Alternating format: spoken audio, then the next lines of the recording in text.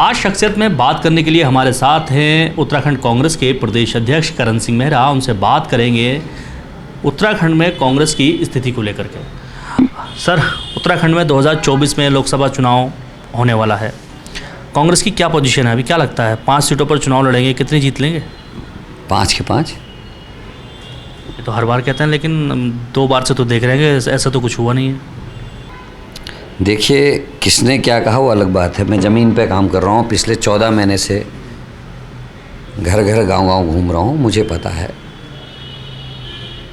इस समय ना हिंदू मुसलमान का नैरेटिव चलना है, ना कुछ लोग लाठीचार्ज को भूले नहीं हैं, अंकिता मर्डर केस को भूले नहीं हैं, लोग भर्ती घोटालों को नहीं भूले हैं, पटवारी पेपर लीक को नहीं भूले हैं, लोग केदारनाथ मंदिर में हुई सोने की घटना को नहीं भूले हैं, लोग जोशीमठ को नहीं भूले हैं, अंतर्राष्ट्रीय खिलाड़ी हमारी बहनों के साथ क्या उसको नहीं भूले हैं, और 700 किसानों का मरना और एक मंत्री पुत्र की गाड़ी के नीचे 5 किसानों को कुचला जाना लोग नहीं भूले हैं, मणिपुर की घटना को लोग नहीं भूले हैं। इसलिए हमको उम्मीदें हैं, पढ़े लिखे लोग, समझदार लोग कांग्रेस के संग खड़े होंगे। कुछ सत्ता लोलुप, कुछ गड़बड़ लोग वहाँ जा सकते हैं, बाकी सभी लोग हमारे साथ। इस बार भरोसा है कि कांग्रेस का कोई नेता टूट के फिर से नहीं जाएगा भाजपा में? देखिए, मेरे को तो उम्मीद है कि कोई नहीं जाएगा, क्योंकि हालात ऐसे हैं, जो जाएगा वो अंकिता मर्डर केस का समर्थक लगेगा, जो जाएगा ये माना जाएगा कि पटवारी पेपर लीक और भर्ती घोटाले का समर्थक है, जो जाएगा ये माना जाएगा कि वो केदारनाथ में हुई घटना का समर्थक है। इसलिए मेरे को नहीं लगता कोई जाएगा, और सभी लोग कांग्रेस को मजबूत करेंगे और जनता कांग्रेस के साथ खड़ी है।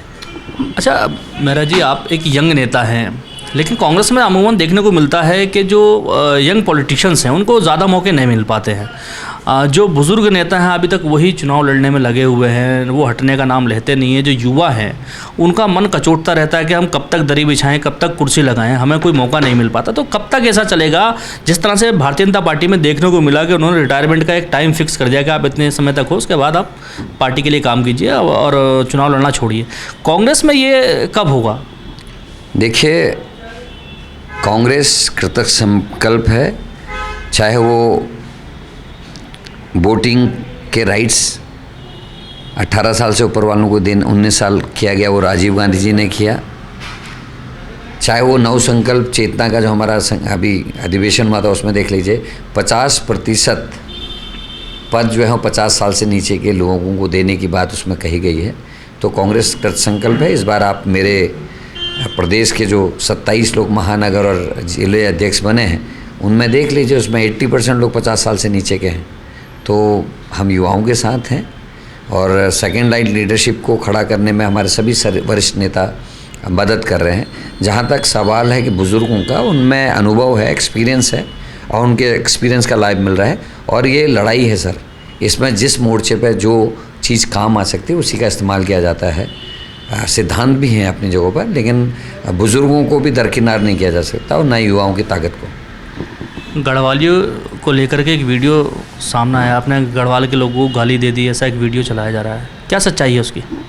देखिए, जो असली वीडियो है उसको जो लोग देखेंगे वो तरफदारी करेंगे, वो तारीफ़ कर रहे हैं। मैंने आदरणीय तीलू रौतीली का नाम लिया, जिसने 15 साल की उम्र में गढ़वाल की इज्जत के लिए तलवार हाथ में उठाई, और 22 साल की छोटी सी उम्र में उसको धोखे से मारा गया। मैंने गौरा देवी का जिक्र किया, जिस गौरा देवी ने चिपको आंदोलन चलाया। मैंने हेमवती नंदन बहुगुणा से चंद्र मोहन सिंह नेगी से लेकर खंडूरी जी तक का जिक्र किया। मैंने मौला राम जी का जिक्र किया, जिन्होंने गढ़वाल कॉलेज ऑफ पेंटिंग की स्थापना की। मैंने आदरणीय जो हमारे गीतकार हैं नेगी जी, उनका जिक्र किया। पहले विक्टोरिया क्रॉस का जिक्र किया। मैंने श्रद्धेय सुमन का जिक्र किया। मैंने स्वतंत्रता संग्राम सेनानियों के जिक्र किए। मैंने तिल्हाड़ी कांड के उन 200 वीरों का जिक्र किया जिन्होंने राजा के सामने झुके नहीं और अपने प्राण दे दिए। मैंने उस भारत का जिक्र किया जिसने कणाश्रम में कोटद्वार में जन्म लिया और जिनके नाम पर भारत देश का नाम भारत पड़ा। मैंने यही तो कहा कि इतने महान विभूतियों की ये भूमि है जिन्होंने यहाँ जन्म लिया, और आपकी बहन के संग इतना बड़ा अत्याचार हो गया, आप शांत क्यों हैं? लोग हमारे पे हंसेंगे, लोग हंसेंगे कि हम इतनी बड़ी भूमि से, ऐसे वीरों की भूमि में पैदा हुए और आज अपनी बहन के हुए अत्याचार पर हम खड़े नहीं हो रहे हैं। अगर मैंने गलत कहा है तो मैं माफ़ी चाहता हूँ, लेकिन मेरा उद्देश्य गढ़वाल के लोगों की वीरता को पुकारना था। मेरा उद्देश्य गढ़वाल के स्वाभिमान को जगाना था, और मैं गढ़वाल लोकसभा की बात कर रहा था जिस गढ़वाल लोकसभा ने 23 साल के उत्तराखंड में 13 साल तक मुख्यमंत्री उसी क्षेत्र से आया। आज भी उत्तर प्रदेश का जो मुख्यमंत्री है वो उसी गढ़वाल लोकसभा सीट से आते हैं। तो ये गौरव की बात है। मैंने अगौरव की बात कहाँ की? मैंने तो गढ़वाल के गौरव की बात की और ये कहा कि यहाँ जहाँ तीलू रौतेला जैसी वीर पैदा हुई, वहाँ के नौजवान और नवयुवतियों में खून में उबाल क्यों नहीं आ रहा है। और मैं गया ही इसीलिए ताकि मैं लोगों के स्वाभिमान को जगा सकूँ। मैंने वही कहा। दुर्भाग्य से वो भारतीय जनता पार्टी जो चाहती है कि अंकिता मर्डर केस से लोगों का ध्यान भटक जाए, वो फिर से जिन्होंने सबूत मिटाए, जिन्होंने फॉरेंसिक जांच के सबूत मिटाए, जिनके प्रेशर में डीएम ने अपने वक्तव्य 2 बार बदले, वही लोग आज अंकिता की लड़ाई को करण मेहरा के बयान पे ले जाना चाह रहे हैं। उनको आज भी अंकिता की फिक्र नहीं है। उनको आज भी उस गढ़वाल के उस बेटे की फिक्र नहीं है, नेगी की, जिसको एक मंत्री ने सड़कों में गुंडों की तरह पीटा। मैं यही तो कह रहा हूँ कि तुम्हारे बेटे पीट रहे हैं, तुम्हारी बेटियों के संग ये हो रहा है, हमारे केदारनाथ के संग ये हो रहा है, हमारे जोशीमठ के संग ये हो रहा है, हमारे बच्चे भर्ती कांड में परेशान हो रहे हैं, उनके ऊपर लाठियां चल रही हैं। उठो जागो, यही तो कह रहा हूँ। हमारे ऊपर कह रहा हूँ, मैं केवल गढ़वाल का नाम तो गढ़वाल लोकसभा की बात कर रहा हूँ, मैंने तो पूरे उत्तराखंड को जगाने की बात कर रहा हूँ। मैं तो सबके स्वाभिमान की बात कर रहा हूँ, हमारी बेटियों के संग। और अभी मैं 2 दिन छोड़ के एक प्रेस करने वाला हूँ। उस प्रेस के बाद ये लोग अपना मुंह नहीं दिखा पाएंगे।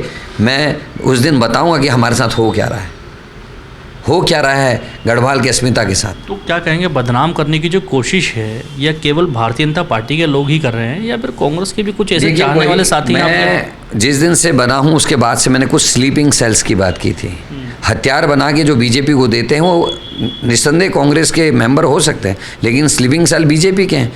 2022 के चुनाव से पहले जिन्होंने एक राग छेड़ा था, उसमें एक हमारे वरिष्ठ नेता को उसमें उसका दोषी ठहराया था। उन्होंने उनके दाढ़ी लगा दी, सिर में लाल टोपी पहना दी।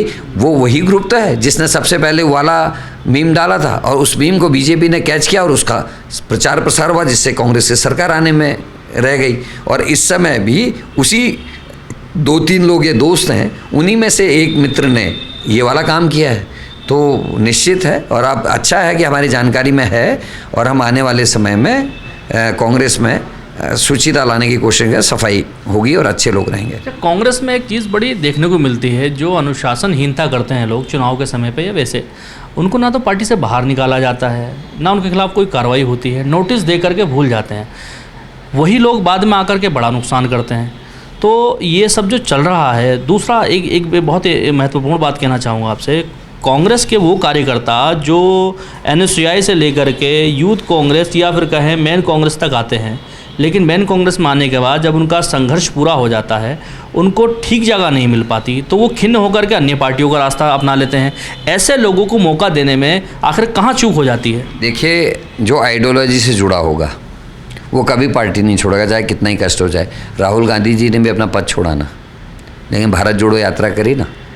तो जिस पे काम करने का मादा होता, किसी पद का नहीं होता। मैं आज अध्यक्ष हूँ, सौभाग्य या दुर्भाग्य कुछ भी कहें, लेकिन जब मैं विधायक था तो भी तो लड़ता ही था। मैंने 2 बार अजय भट्ट को, जब उसका चरम था उस समय रोका है। मैंने अजय भट्ट को, वो पार्टी के अध्यक्ष थे, उनको मैंने नरेंद्र मोदी जी की सभा में जाने के लायक भी नहीं छोड़ा। उस समय वो उनकी सभा अटेंड नहीं कर पाए। तो मैंने उस समय कांग्रेस की सेवा एक सिपाही के तौर पे की। एक बड़े कद के नेता को रोकने का काम मैंने किया। तो मेरे को सौभाग्य था, मैं सौभाग्यशाली था कि मुझे आगे बढ़ने का मौका मिला। कई साथी ऐसे हैं, कई लोग तो ऐसे हैं जिनको मेंबरशिप भी नहीं है, लेकिन वो कांग्रेस के लिए दिन रात काम करते। तो आइडियोलॉजी वाला के भी पार्टी नहीं छोड़ता, लेकिन मेरा ये ज़रूर मानना है कि मौका मिलना चाहिए। और इसी बात को पकड़ के राहुल गांधी जी ने, आदरणीय खड़गे जी ने, सोनिया गांधी और प्रियंका जी ने, जब हमारा नौ संकल्प आया था छत्तीसगढ़ वाला, उसमें जो 50 साल से नीचे के लोगों को विशेष तवज्जो देने की बात की है, वो इसीलिए कही है कि कोई इस तरीके का जो हीरा है वो कहीं दब ना जाए, ढक ना जाए। और देखिए, हर चीज़ में संघर्ष है, हर चीज़ में संघर्ष है। जो संघर्ष में सर्वाइवल ऑफ फिटेस्ट कहा गया है, तो जो फिटेस्ट होता है वो सर्वाइव करता है। तो इसमें किसी पार्टी को भी दोष नहीं देना चाहिए। कभी कभी अपने द्वारा किए गए गलतियों से भी दिक्कतें आ जाती हैं। अच्छा, राहुल गांधी जी उत्तराखंड आ रहे हैं, कितने दिन का कार्यक्रम है उनका, और जो उनकी यात्रा रहेगी कहाँ कहाँ रहेगी, कुमाऊं से गढ़वाल तक कैसे ये यात्रा पहुँचेगी, क्या कार्यक्रम है आप लोगों? देखिए, हम लोग मैक्सिमम क्षेत्र को कवर करने की कोशिश करेंगे। राहुल गांधी जी ने हम सभी को निर्देश दिया है कि ये 50 से 60 दिन की कम से कम यात्रा होनी चाहिए। और जो अग्निपथ योजना के विरोध में और हमारी जो बेटियों के संग जो दुश्वारियाँ हो रही उसके खिलाफ ये पूरी पदयात्रा समर्पित रहेगी।